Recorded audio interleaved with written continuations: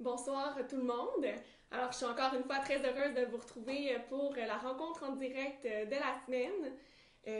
Encore une bonne semaine bien chargée. Je suis très contente aussi du travail que notre groupe parlementaire fait à l'Assemblée nationale. Je vais y revenir un petit peu plus tard, mais bon, d'abord, on va commencer par la dernière fois où on s'est laissé, donc vendredi dernier. J'ai vu dans les commentaires à la suite de ma rencontre en direct que certains me demandaient si je prenais des fois des journées pour me reposer. Mais ça tombait bien parce que samedi, effectivement, j'avais un agenda assez léger. Donc, j'en ai profité pour rester chez moi. Bien sûr, j'ai avancé quelques dossiers, mais au moins en étant tout à fait relax. Donc, effectivement, je suis humaine aussi, donc ça me fait beaucoup de bien.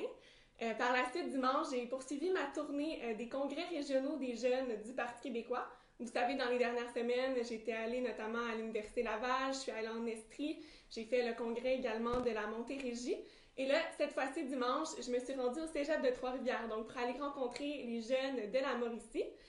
Notamment, ils tenaient aussi leur assemblée générale annuelle. Puis je tiens à dire un beau bonjour à mon ami Charles Olivier qui a été élu président de la Mauricie, donc pour le comité des jeunes du Parti québécois. Moi et Charles, on se connaît depuis longtemps. On a travaillé ensemble lorsqu'on était au Forum jeunesse du Bloc québécois il y a quelques années. Donc, Charles, je te souhaite un excellent mandat. Il a aussi une belle équipe, donc je suis certaine qu'ils vont faire beaucoup pour les jeunes du Parti québécois en Mauricie. Les médias locaux étaient présents également pour le congrès. J'ai pu faire une entrevue avec Radio-Canada concernant la sortie donc, du rapport préliminaire de Paul Saint-Pierre Plamondon. Alors, c'était une rencontre très intéressante. Par la suite, donc lundi, c'était une journée que j'ai passée dans la circonscription à travailler sur des dossiers locaux, là, accompagnée de mon équipe. J'ai rencontré aussi quelques acteurs là, importants de la circonscription, donc une bonne journée. Mais surtout, lundi, c'était notre première assemblée citoyenne. Vous savez que j'ai annoncé qu'en plus des rencontres en direct, de mon blog, tout ça, une autre des initiatives que je souhaitais mettre en place pour vraiment être proche de la population, c'est de tenir des assemblées citoyennes, donc dans chacun des quartiers de ma circonscription, qui en compte 5. Donc 5 assemblées citoyennes à chaque année, donc tous les printemps, je vais faire cette tournée-là afin vraiment de me ressourcer puis de voir là, concrètement quelles sont les préoccupations des gens. Mais également, ça crée une très belle dynamique parce que lundi soir, donc, on tenait notre première assemblée dans le quartier Saint-Robert, euh, au centre Saint-Robert, donc sur la rue du Hamel. Il y a eu plus d'une dizaine de personnes qui étaient présentes. Puis, ce qui est vraiment intéressant dans une assemblée citoyenne comme ça, c'est que bon, c'est pas très formel. Donc, les gens posent leurs questions, je leur réponds. Bien sûr, des fois, j'ai pas toutes les questions non plus. Il y a certains dossiers là, que mes attachés politiques ont pu prendre en charge, qu'on va revenir plus tard là, aux personnes qui étaient concernées. Mais aussi, ce qui était super intéressant, c'est qu'il y en avait certains qui avaient des questions. Bien sûr, moi, je donnais ma partie de réponse, mais parfois, il y avait d'autres citoyens qui répondaient aussi à ceux qui avaient des interrogations, par exemple, sur la question des logements sociaux. On avait Annie Dutrampe qui était présente, que je salue si elle nous écoute, qui, elle, connaît très bien le domaine des coopératives. Donc, parfois, on pense que, par exemple, la seule issue, c'est d'attendre sur la liste d'attente qui est passablement longue là, pour un HLM. Par contre, il y a l'option des coopératives. Donc, Annie était là pour en parler et ensuite est allée voir le citoyen en question pour le guider dans ces démarches-là. Donc, on a pu vraiment voir à l'œuvre l'entraide entre les citoyens de Longueuil, puis je pense que des assemblées citoyennes comme ça, oui, c'est moi la députée qui les tient, c'est moi qui réponds aux questions, mais ça permet aussi aux citoyens d'avoir un espace pour s'entraider entre eux selon les différentes problématiques qui sont vécues. Alors, j'ai été extrêmement satisfaite de cette première expérience-là, parce que c'était effectivement la première. Donc là, la deuxième, ça va se tenir tout près d'ici au bureau. En fait, ça va être au centre Grant, au foyer Saint-Antoine, donc au 150 rue Grant. Puis on va faire ça, ça va être le lundi 13 mars à 19h. Alors, s'il y en a certains qui souhaitent être des nôtres, ben, je vous invite à mettre tout de suite à votre agenda. Un bonjour aussi en passant à Danick Valiquette, qui lui était là à l'Assemblée lundi soir et qui avait commencé à me suivre là, via les Facebook en direct et qui m'avait posé aussi une question il y a quelques semaines. Donc, si tu nous écoutes, Danick, je te dis un beau bonjour à toi aussi, puis au plaisir de se revoir. Par la suite, mardi, donc puisque lundi soir, j'avais l'Assemblée citoyenne, je suis partie à Québec seulement mardi matin. Donc, je suis arrivée quand même là assez tôt. En matinée, on a tenu un point de presse, tous les députés de la grande région métropolitaine avec notre chef Jean-François Lisée sur la question du REM. Parce que vous savez, le REM, le réseau électrique métropolitain, c'est vraiment un beau projet de transport en commun. Par contre, nous, ce qu'on dénonce, c'est le manque de transparence du gouvernement libéral dans ce dossier-là. On pose beaucoup de questions en chambre sur les coûts qui vont être attachés à ce projet-là, mais il y a aussi certains enjeux litigieux là, avec le BAP, aussi les impacts que ça va avoir sur le train de l'Est. Aussi, quand on regarde à Longueuil, dans la forme actuelle du projet, il n'y a pas de rattachement avec le réseau de transport en commun déjà existant. Il n'y a pas de rattachement entre le REM et la station Longueuil Université de Sherbrooke. Donc, ce sont des demandes qu'on a, des interrogations qu'on aimerait pouvoir poser au gouvernement en commission parlementaire. La semaine dernière, on est beaucoup allé là-dessus à l'Assemblée nationale. D'ailleurs, dans mon précédent vidéo Facebook en direct, là, je vous disais d'aller regarder les vidéos d'Alain Terrien, notre porte-parole en transport à ce sujet-là. Il a vraiment été excellent. Donc, mardi, comme je le disais, on est revenu avec notre chef Jean-François Lisée sur la question, d'autant plus qu'on a eu des nouvelles données qui montraient que le REM va avoir un impact fiscal assez significatif sur les familles de la grande région de Montréal. Par exemple, si on prend ici à Longueuil pour une famille de 4 personnes, avec le REM, qui pourtant ne couvre pas vraiment les gens, en tout cas du moins ici dans Marie-Victorin, ils vont devoir payer 360 $ de plus en taxes par famille à cause du REM. Donc, il y a cette question-là qui rentre en ligne de compte. Ça a des impacts significatifs sur les familles. Si on regarde aussi ailleurs sur la Rive-Sud, on pense à Belleuil, par exemple, une cinquantaine de dollars par famille. Chambly, qui sera extrêmement touché. Encore une fois, là, plus de 380 $ à peu près, si je ne me trompe pas, dans le cas de Chambly. Alors, il y a vraiment des questions à poser à propos de ce sujet, de ce projet-là. Il faudrait vraiment tenir une commission parlementaire pour qu'on puisse questionner le ministre vraiment sur les fins détails du projet, parce que oui, il faut investir en transport en commun, mais en même temps, on ne peut pas faire de chèque en blanc. Alors, c'est ça qu'on a défendu dans notre point de presse, puis par la suite, Jean-François Lisée est revenu sur la question là, à la période de questions et on a continué de marteler ce dossier. Donc, je veux dire aux familles aussi qui nous écoutent qu'on reste à l'affût et on va continuer de mettre de la pression sur le gouvernement pour qu'au moins on puisse avoir les réponses et, si nécessaire, y apporter les correctifs. Par la suite, vous avez vu aussi qu'il y a un sujet qui a retenu l'attention cette semaine à l'Assemblée nationale. C'est bien entendu le fameux crédit d'impôt pour les aînés. On a notre porte-parole, Harold Lebel et Nicolas Marceau, qui est du côté des finances, donc qui ont talonné le gouvernement. Notre chef aussi a pris la relève là, jeudi sur le dossier.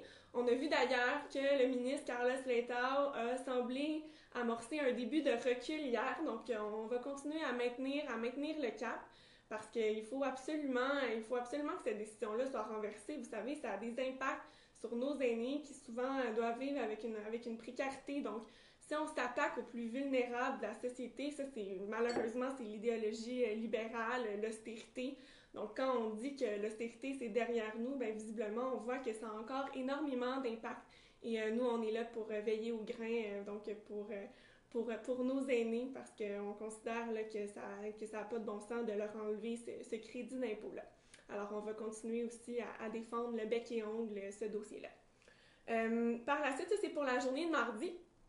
Mercredi, j'ai eu pour ma part ma deuxième question à l'Assemblée nationale parce que ça faisait quelques jours, en fait ça fait quelques semaines qu'on en parle de la fameuse taxe rose, mais lundi et mardi c'est revenu beaucoup dans les médias parce que il y a Thomas Gerbet de Radio-Canada qui a fait un reportage sur un recours collectif là, qui est intenté pour ce dossier-là, mais également là, dans le Journal de Montréal mercredi, ils ont fait une enquête aussi supplémentaire pour comparer le prix de certains produits d'hygiène de base, donc la différence entre les produits qui étaient destinés pour les femmes et ceux pour les hommes, et on remarque quand même une différence de prix significative. Puis quand on remarque que les femmes font encore moins d'argent en 2017 que les hommes, on considère que cette taxe rose-là n'a pas de bon sens. Puis c'est ça que j'ai demandé à la ministre des Consommateurs et des Consommatrices québécoises, là, Stéphanie Vallée, parce qu'il faut bien sûr prendre acte d'abord du problème, reconnaître que cette taxe rose-là, elle a un impact sur le pouvoir d'achat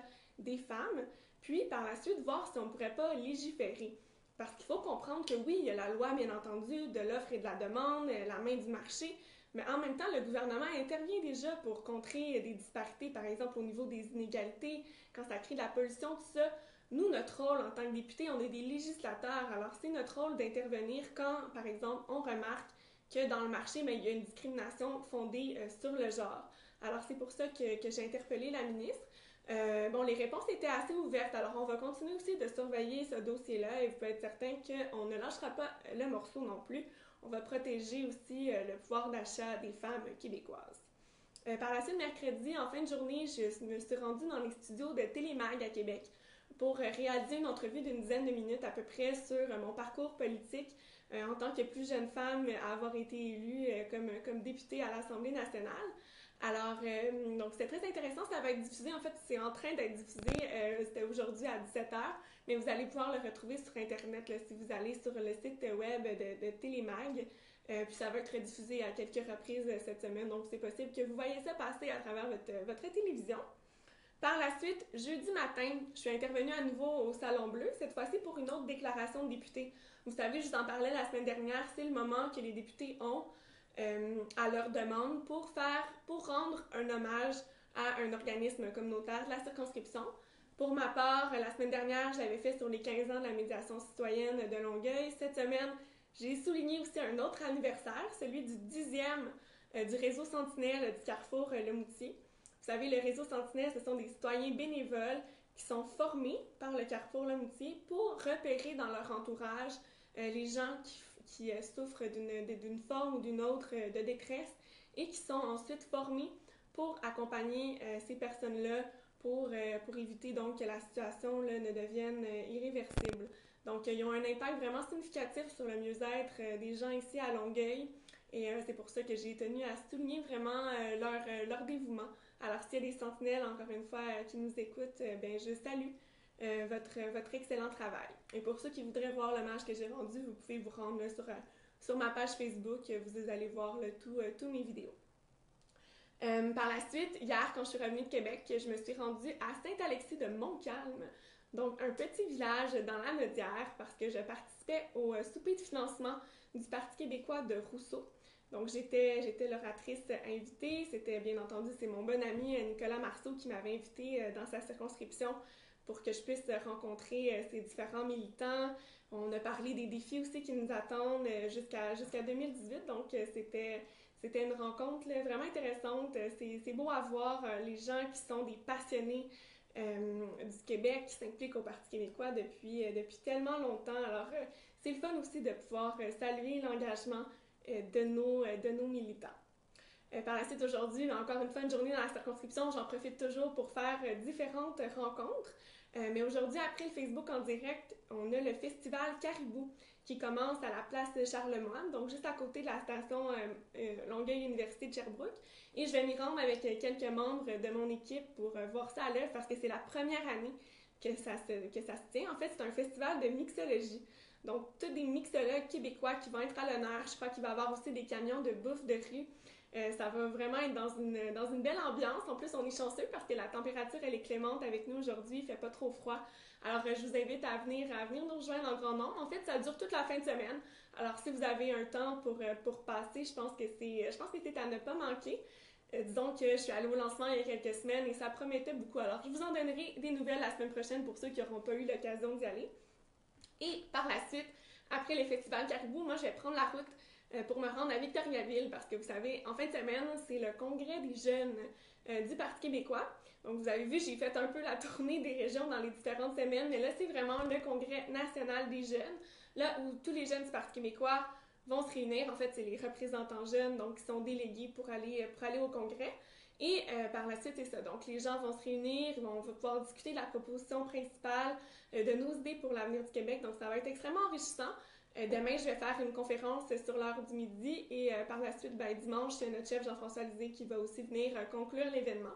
Donc, ça promet. J'ai très hâte d'y être. Donc, s'il y a des gens aussi qui ont des questions, je vous invite à les écrire. Comme ça, je vais pouvoir y répondre. Si vous avez quoi que ce soit en tête, n'hésitez pas. Puis si jamais il y a quelque chose aussi qui vous passe par la tête pour la suite, vous pouvez nous les envoyer et dans quel cas là, j'y répondrai la semaine prochaine. Parce qu'apparemment, j'ai été très claire, ça c'est bon. Et il n'y a pas vraiment de questions. Alors si c'est comme ça, dans le fond, on va se laisser pour cette semaine, puis je ferai un segment un peu plus long pour répondre à vos interrogations la semaine prochaine. Alors je vous dis merci encore une fois d'avoir été des nôtres. Je suis toujours très heureuse de vous retrouver et passez une excellente fin de semaine. Soyez prudents.